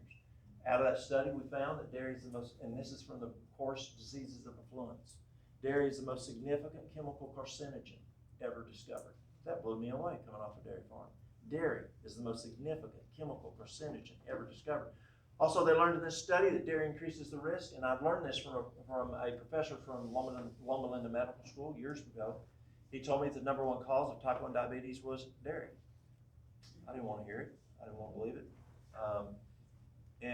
But Cornell, Cambridge University proved that dairy is the number one cause of type 1 diabetes, increases the risk of type 1 diabetes by 1,100%, the use of dairy. We also learned that dairy is a major cause of asthma. I had asthma, full-blown asthma, back years ago, back in the late 90s, and I was on an inhaler. I went to a doc, and he said, Walt, just stop doing dairy. And I said, I had full-blown asthma. He said, stop doing dairy, it'll go away. And guess what? I stopped dairy, my asthma plumb went away. I've been without asthma for over 20 years. So, why did I tell you these stories? So we can remember. So you can remember. I was gonna say, Yes. on the swim team in college, and they would tell us stop drinking milk or any kind of dairy products 2 or 3 days before the meet. Yes. It made you more swimming. It does. I used to sing a lot when I was in school, and we had to quit using dairy several days prior to a concert. Yeah. Okay, let's keep looking.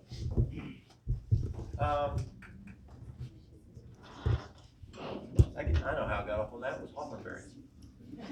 Slippery elm. If you have a sore throat, the best thing I found for a sore throat is take a teaspoon and put it in. Take a teaspoon and put it in a glass of water, stir it, and it's excellent for sore throat. What was that? Slippery elm, yes, works great. It's also very good for healing wounds. If you're having any issues in the esophagus, acid reflux, and you've got some damage in the esophagus, you can use slippery elm in there, aloe vera, and that can help to heal that. Now, yes, you've got to address the issue of the what's causing the acid reflux. But it helps to heal the esophagus. Anything with the stomach, gastritis, or issues into the colon, colitis, ulcerative colitis, Crohn's, heals the colon very, very well. Elderberries grows here, very, very good for the immune system. Works quite well. Let me share real quick. I want y'all to go home with stuff you can use. A number of years ago, I got real sick. I started losing weight. My staff were afraid I had AIDS. We had AIDS patients. We did a good bit of AIDS work. But I knew I hadn't done anything to get AIDS. Back then, I don't know if they still do today, AIDS patients still bite you. Y'all in healthcare? We were having problems back in the 80s and 90s with AIDS patients biting us because they were mad because they didn't, they wanted to give it to us. I hadn't dealt with any lesions, I hadn't been bit, I hadn't done anything else, I would have got AIDS. And so I knew I didn't have AIDS. And I went from 209 down to 140 pounds. My skin was gray in color. And I had ulcerative colitis. When the last time they looked inside my colon, they said I had no intact tissue in the colon, none. Ascending, transverse, descending, no intact tissue. I was over 30 stools a day, loose stools. Went over a year without any solid stool. My hemoglobin went to 7.1. They couldn't get my hemoglobin up. And finally, the GI over in Asheville said, "Walt, you're going to die." He said, "We've got to take your colon. If we don't take your colon, you will die." He says, "If we take your colon, there's a chance you'll live." Today we know it is a good chance. But he said your colon looks like it's been drugged down the interstate, he said. Well, when that wasn't an option, so I went to a different guy.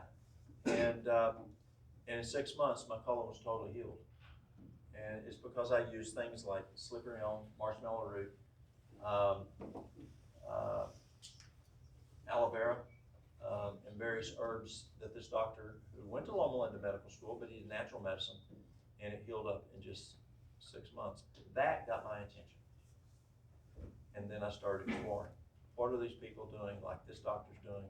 And I found that they were reversing diabetes, they were reversing cardiovascular disease. And I didn't go into healthcare just to make money. And it was a big game. We called it the game. And so I changed careers because I went into healthcare to help people. So what's another one here we can show y'all? A mustard plaster, and I know we're probably out of time here.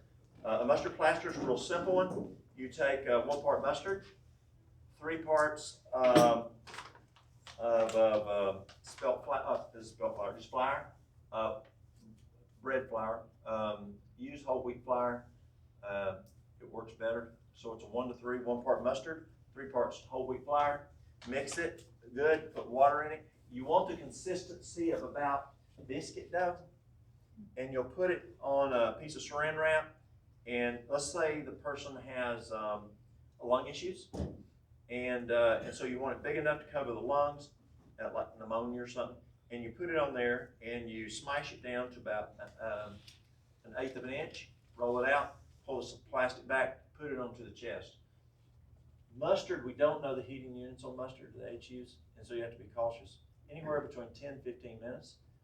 It doesn't draw like a charcoal poultice, but what it does is it pulls blood to the area, and that's what you're after. Bottom line in health. Bottom line in health is the flow of the blood and the quality of the blood cell. What's in the blood is keeping the bad stuff out, making sure the good stuff's in it. What it takes to run a cell is in the blood, and then making sure you have good perfusion. If you do those 2 things, you're going to make huge inroads in fixing the health problem. And so you put that on there, and let's say that I said 10 to 15 minutes, but let's say the person in 5 minutes says, I'm getting hot. Don't leave it on there and say, Walt said leave it on there 20 minutes. You can blister that person. But you can use mustard plasters for a number of different health issues. Who's used mustard plasters? Anybody? What'd you use it for? My daddy used them for asthma. Asthma, okay, pulmonary, yeah. Let's say you've got arthritis, knee issue, pain. You can use mustard plaster on there to help the pain. There's so much to share with y'all. Pardon? Oh, I do? Excellent. Okay, I got 20 minutes. Okay.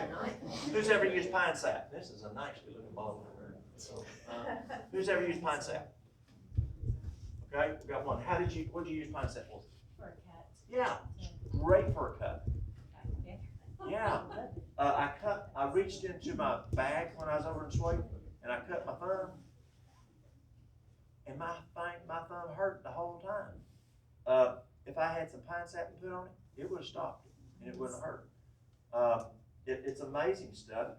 Mary Lou cut her hand one time, and in the garden, and it cut it open pretty good, and we need to have sutures. So I took her into work, and one of the guys there, he was an ER doc, and he said, yeah, we need to stitch it up. He says, can we do some experiment? I said, sure, let's do it. And he said, I've done it, and he says it's turning out. It heals a whole lot faster. So he just put a little bit of pine sap into the cut, and then he sutured it up, and it did. It healed a whole lot faster.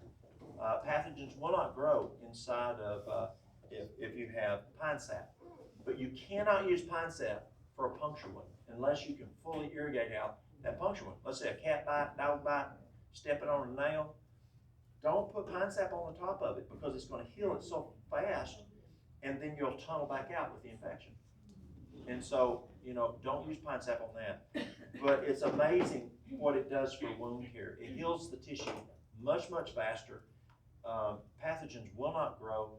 I'm on my 6th grandkid now using it for teething. It works great for teething. It works really well. I was in a class like this, literally a class just like this a number of years ago. And listen to folks older than us, you know what I'm saying? They got a little bit more horse sense. This lady in the back of the room, this big room like this, far back corner, and she raised her hand and she says, "Can I tell you something?" I said, "Yes, ma'am."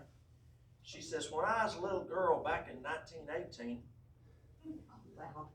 yeah, she says, my daddy is a nurse, and he'd take my brother and I house to house as he was treating patients with the Spanish flu inside the house." Now that got my attention. That's serious stuff. There was communities in 1918 that totally shut down, put men on both sides of the town with guns and didn't let nobody come into their town so they didn't get the Spanish flu. And she says, my daddy, when we go home, he'd take a pine knot and he'd put it over a fire and he'd heat it up and drops a pine rosin come out of the knot into a glass of water, and we'd all drink out of that glass of water, same glass. My question was, ma'am, how many drops, how much water? She goes, I don't know, I was just a little girl, it just worked. Well, when I came back here to Cobb County 19 years ago, and we acquired the mustard seed, there were some ladies that came into the store, and they're dead now. They were in their 80s, 90s. They're from Grassy, they're from Dario, they're from Cosby. And they tell me stories about when they were little girls and when they didn't have school buses and they had to walk to school. And their mamas and their grandmas would give them a piece of pine rosin the size, it didn't matter if it was Dario, if it was Grassy, or if it was Cosby. They all used the same measurement, the size of a match head. And they'd chew that going to school. And they didn't get sick. One lady, I don't remember where she was from, and she was well up there. She came in one day, and I showed it to her, and she says, son, or boy, I forgot what she called me. She says, let me show you how to use that stuff. And she takes it and opens it up, pours it on her finger, and she rubs her gums. And she says, that's how you use this stuff. It builds the immune system. And so pine sap is a great tool. I wouldn't drink this stuff, that's not good.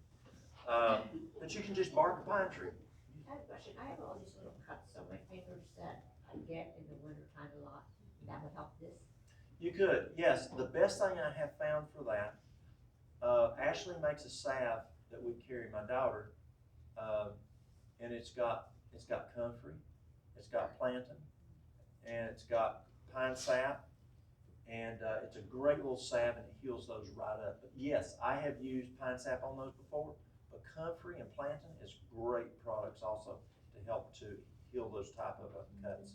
Oh, they hurt bad, terrible, yes, yes, they do.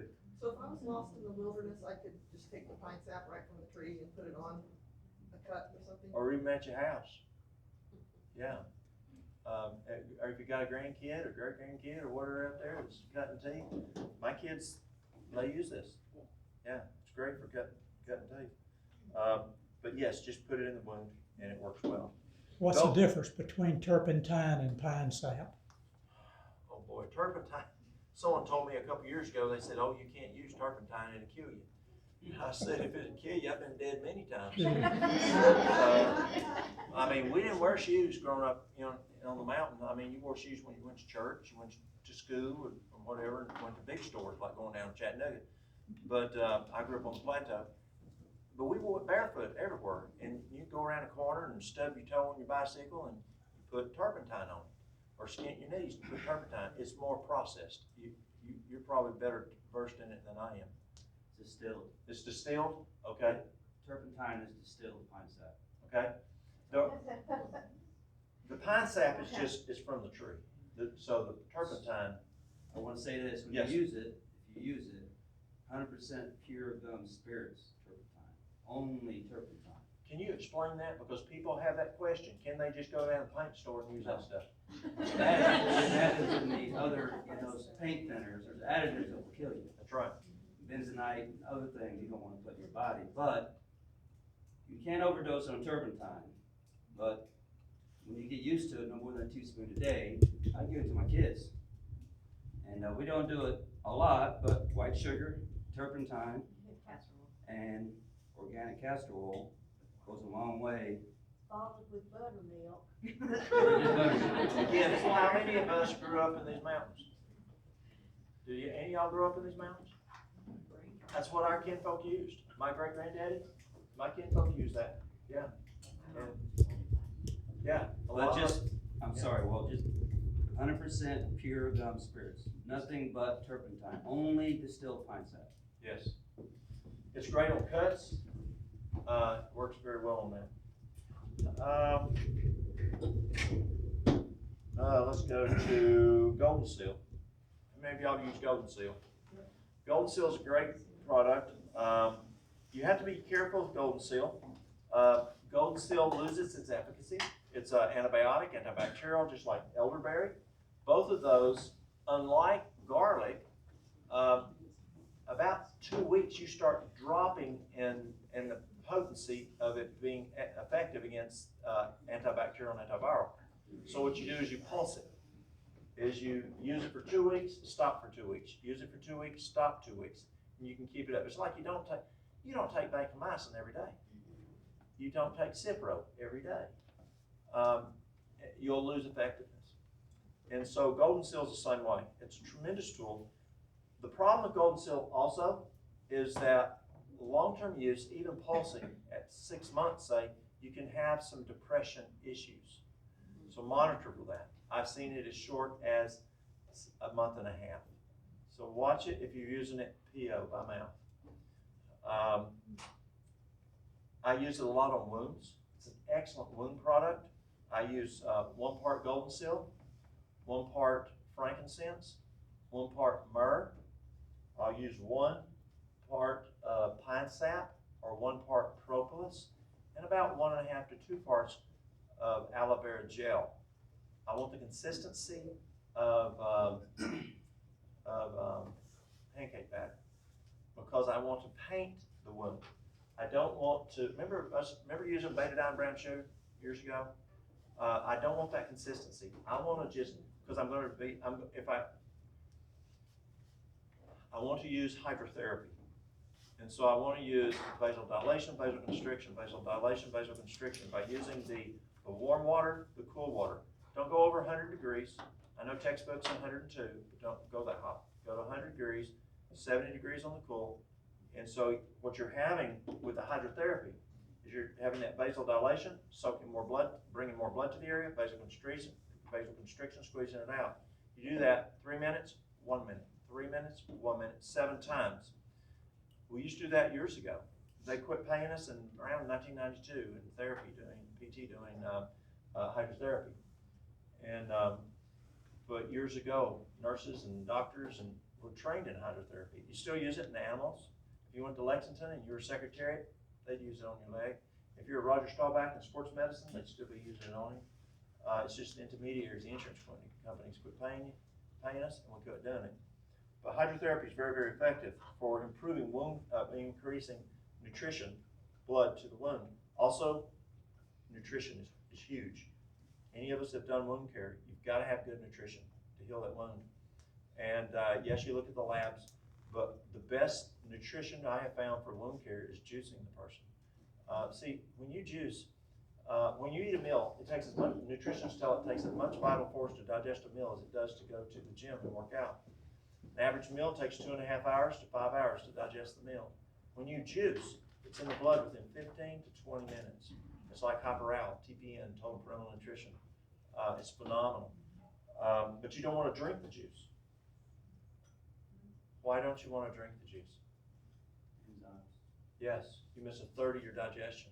See, 1/3 of your digestion happens in the first part of the stomach, then the second part of the stomach, then into the small intestines. That first part of the stomach's digestion is dependent on amylase, protease, and lipase. It's soaked into the food from our saliva. If we swallow our food and don't chew it, if we drink our juice and don't chew it, what happens is, let's go back to the farm. Who's made concrete and wheelbarrow? Okay, you got the Sackcrete. Y'all know what a wheelbarrow is, right? Wheelbarrow. So you got your wheelbarrow. You pour in your Sackcrete, you pour in your liquid, and you pour it in, right? Or do you work it until the powder soaks up the water? Or ladies, as you make a cake, you got your bowl, you put in your powder, you put in your liquid. Is it ready to go in the oven? No, you You gotta mix it until the powder soaks up the liquid, and you now have a compound. In your mouth has three major functions. One's taste. God gave us taste buds, made food taste good, so we eat. That's important. Number two, he gave us teeth. We don't have four stomachs like a cow, and we don't chew our cud. We want to do it right the first time. And so chew your food until it's baby food consistency. We don't have teeth down here. And so you want to chew it up till it's plumb pureed, and like a blender. And then you want to mix it enough that you're mixing the saliva, as when I go to the school system and I teach the kids to spit, it's mixed into it well enough that now when it now comes to the first part of the stomach, and it starts to then start digestion with those digestive enzymes that you spoke of, now it can start working. If you don't put those in them here, it's not going to have it here to start breaking down like it's supposed to. You can miss a third of your digestion. So juicing can do that. So what you do is you take your juice,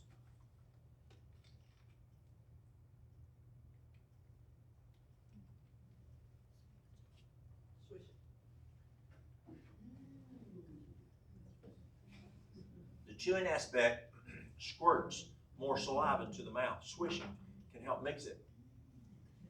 Now you're going to have good digestion with that juice. Juicing is phenomenal on doing wound care. It's amazing. It's also one of the best tools for cancer that I found, juicing. Yes? Have you written all this down?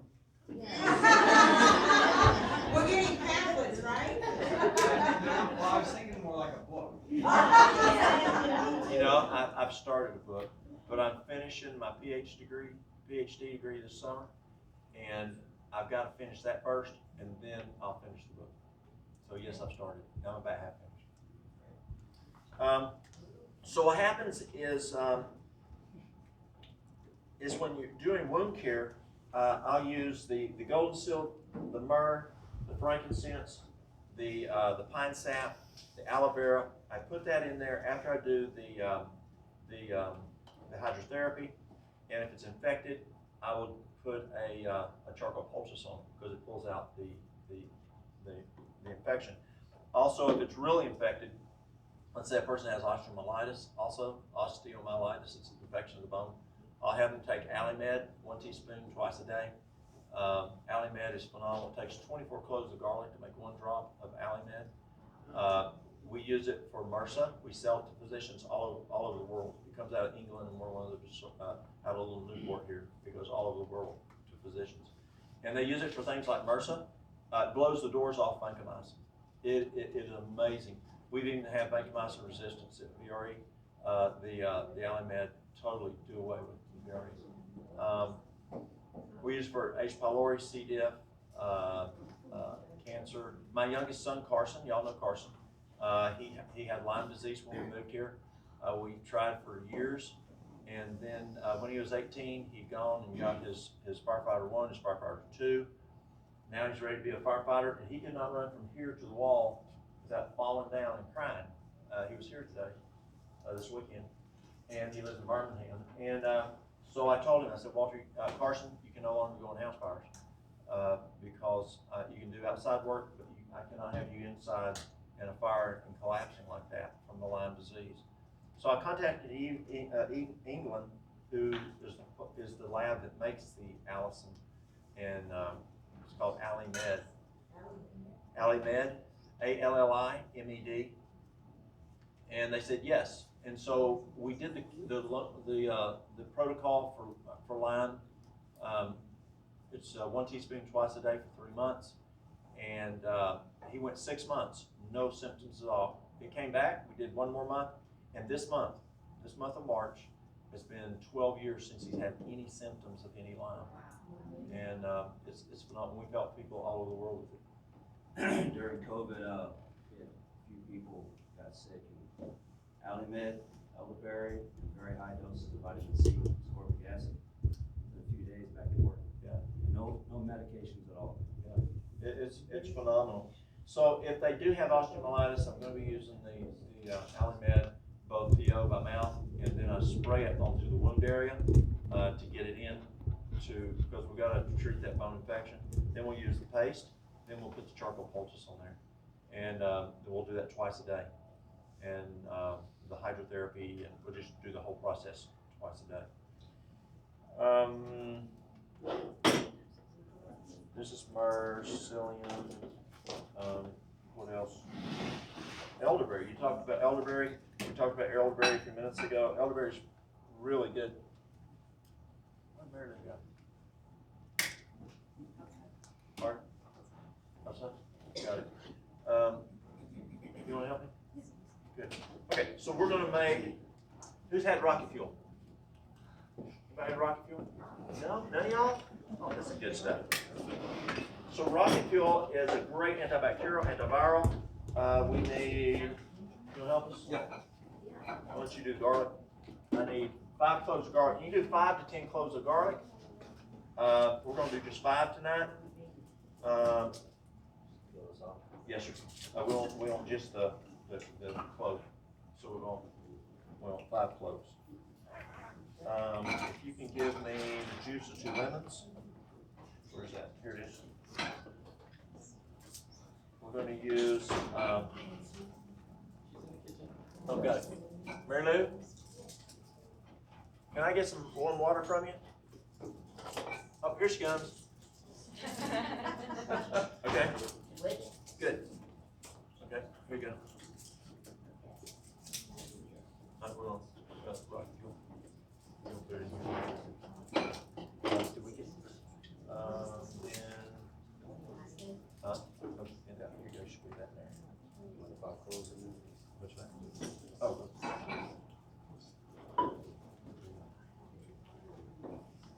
Okay, you want to do the, you want to do the other?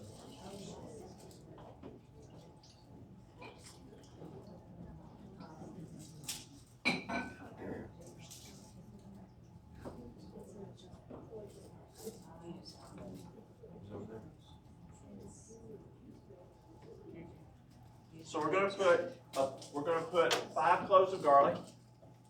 We're gonna put the juice of 2 lemons.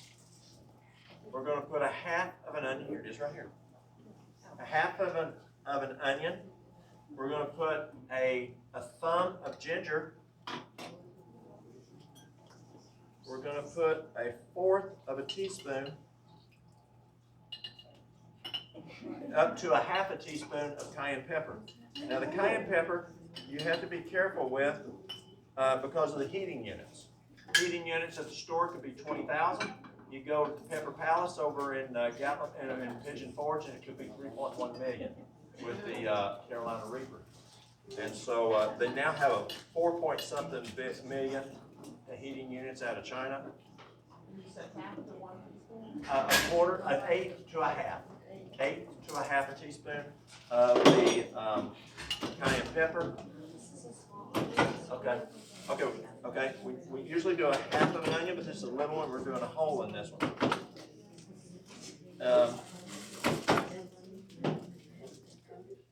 We're going to do 2 tablespoons of honey.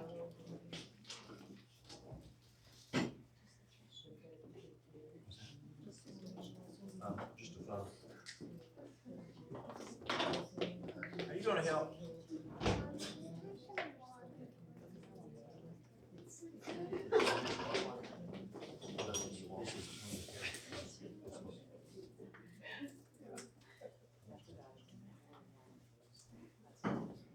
Okay. Oh, you do? Okay, good. 2 tablespoons of honey. Now, Mary Lou will, how much honey, Mary Lou? 3 tablespoons. She does 3 tablespoons of honey. So what do y'all want? 2 or 3? 3, okay. Usually people go along with Mary Lou. I'll give you more ginger and more onion than him, but I'll make up for it with some honey. Honey is an excellent antiviral. Pathogens will not grow in honey. Honey is another product that you can use for wound care. What's the honey? What's the honey that is approved by FDA? Manuka. Yeah, Manuka honey. And so we see Manuka honey being used in hospitals for wound care. Thank you, sir. Thumb, either a thumb or you can use a tablespoon of the powder.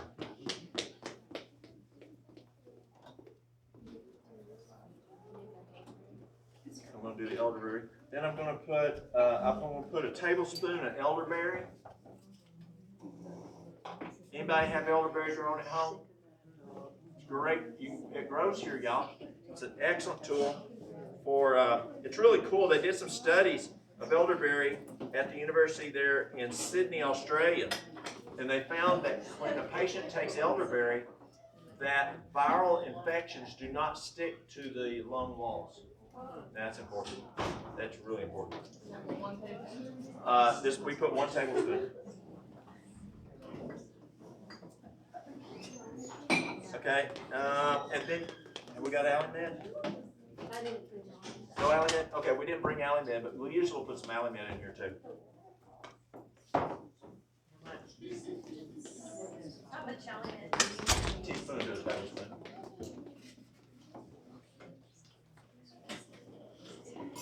Okay. Anything else here? So let's see. Let's take an invoice of what we put in here. We have put how much garlic? 5 cloves. You can put 5 to 10 cloves. We put 5. How much onion did we put?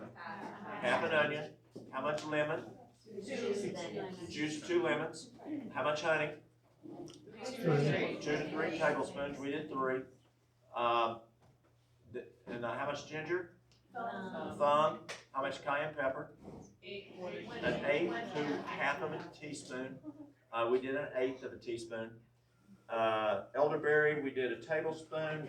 If we did Allimed, we would do anywhere between a teaspoon and a tablespoon. And then we're going to pour in warm water to net. See how hot that is.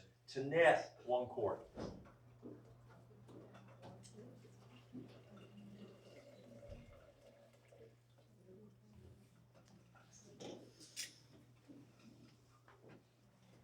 That's a little warm, so I'm going to put in some regular water.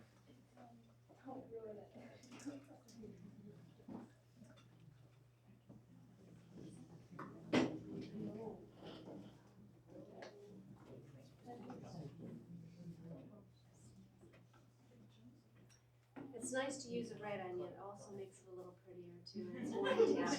She likes purdy. It's not so scary anyway.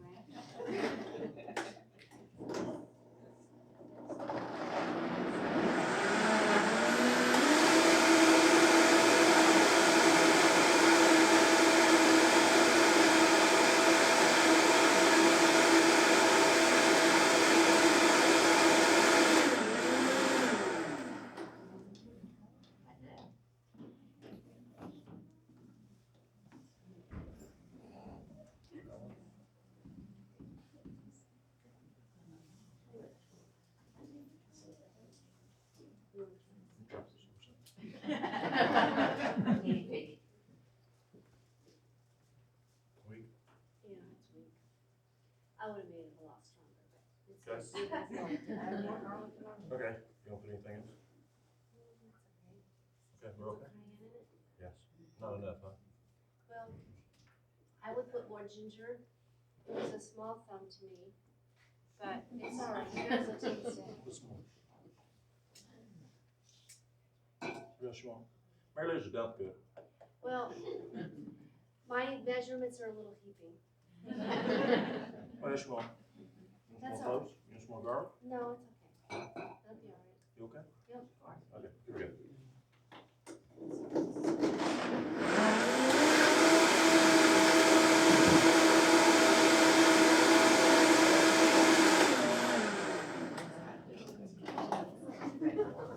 Don't try it.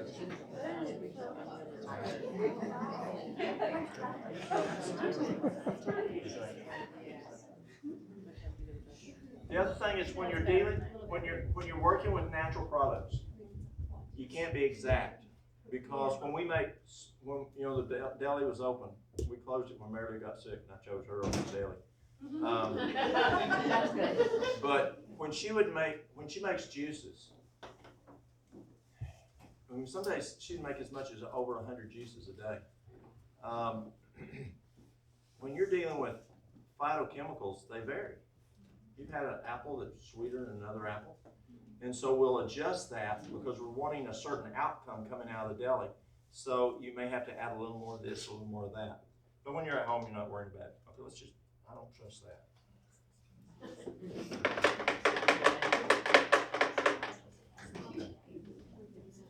What is this for? Immune system. If you're ailing, that's really good. In China, they use this as a preventative. It was a preventative for COVID or a treatment for COVID. It's not uncommon for when we had the deli open, someone would call and they were sick, and they'd say, "Marilyn, make me a quart of Rocky Fuel."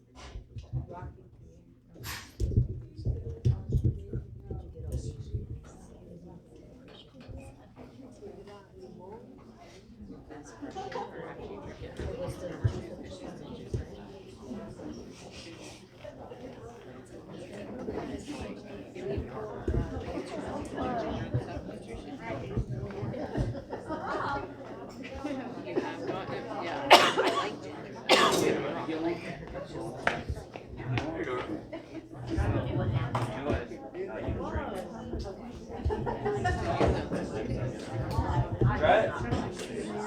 It's got ginger in it. Wake up, some size ginger raw. Chew on it.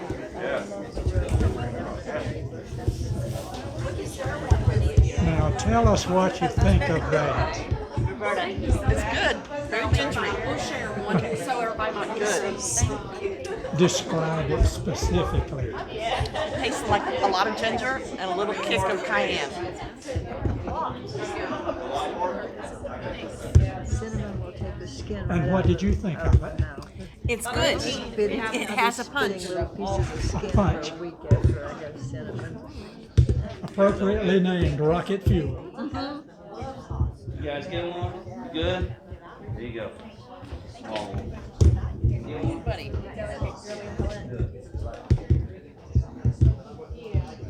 Now that was brave.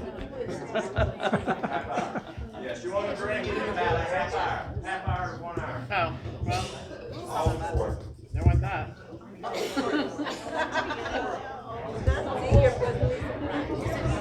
Half hour, 1 hour, you said a whole lot.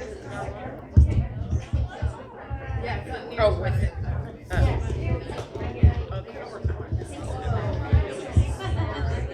How many more do we need, y'all? Raise your hand. 1, 2, 3, 4, 5. You gonna try I one? would drink one. Okay. I don't know if I was supposed to drink that, but I have juice.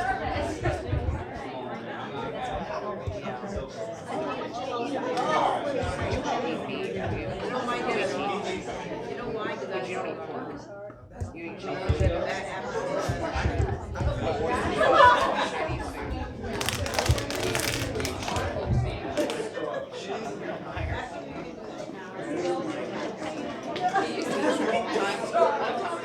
How long have you been doing that? A couple years now? Or how long have you guys been eating?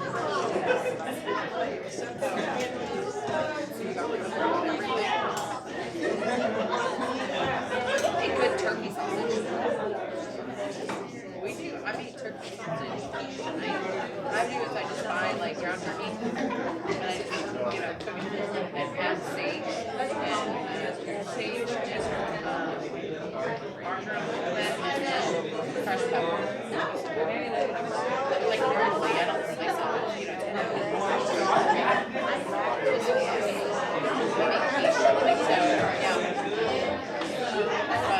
But yeah, that's about yeah, you get used to it.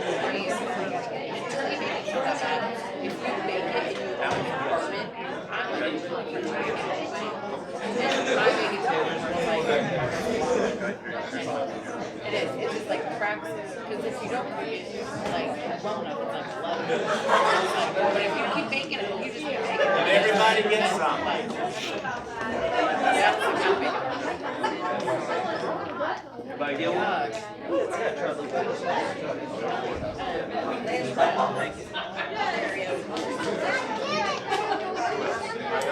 He to chase it. You gonna drink it? Let me see it. Go ahead. You gonna drink it? Come on. You try a little bit here. That was way too much. I meant to ask you, am I forgetting something, right? You good? Really? You want some more? Try a little bit more.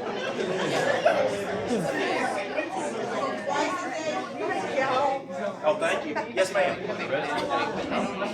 Okay, here's the question, y'all. How often do you use it? You can use it daily if you're ailing. Yeah, once a day. A whole quart. Drink it in about 30 minutes to an hour.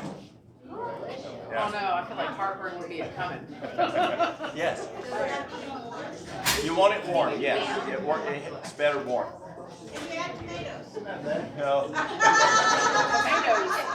Well, y'all, we've run out of time. It's a lot of fun. And it's just a way to sample the old mountain remedies that folks use. I did get into a few things to help you understand that we don't want to just mask and manage with old mountain remedies. We want to get to root cause. That's true health care to me, is identify root cause, remove the problem, and then the person can be healthy.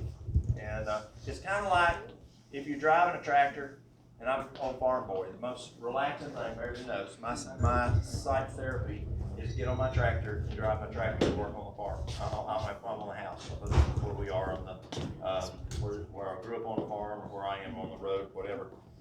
And you're driving the tractor, and you got a front loader on it, and you got your hay on it. And you notice when you pull your front loader up, it does this. You put it again.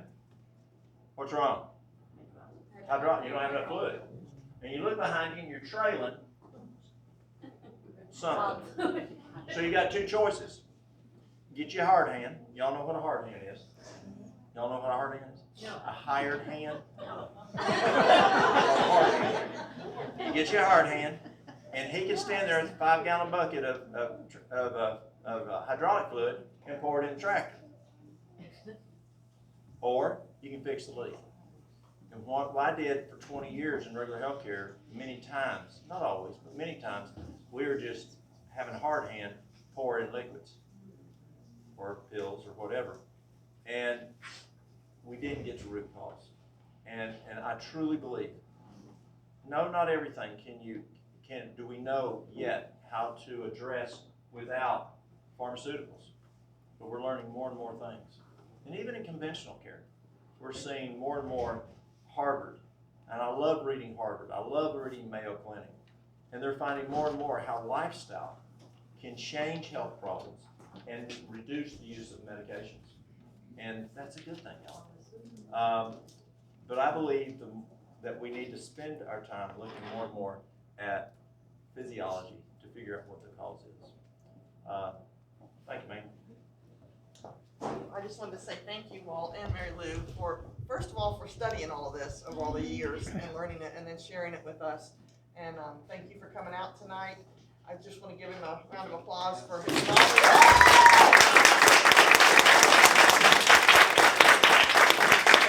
I'm just going to close with a word of prayer.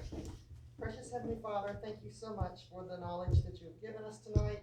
Help us to want to heal our bodies with the natural resources that you have put in our own backyards and all around us. I pray for each one here that you will be with them and help heal any ailments that they have. And now go with them as they travel home. Give them traveling mercies. We ask this in your precious heavenly name.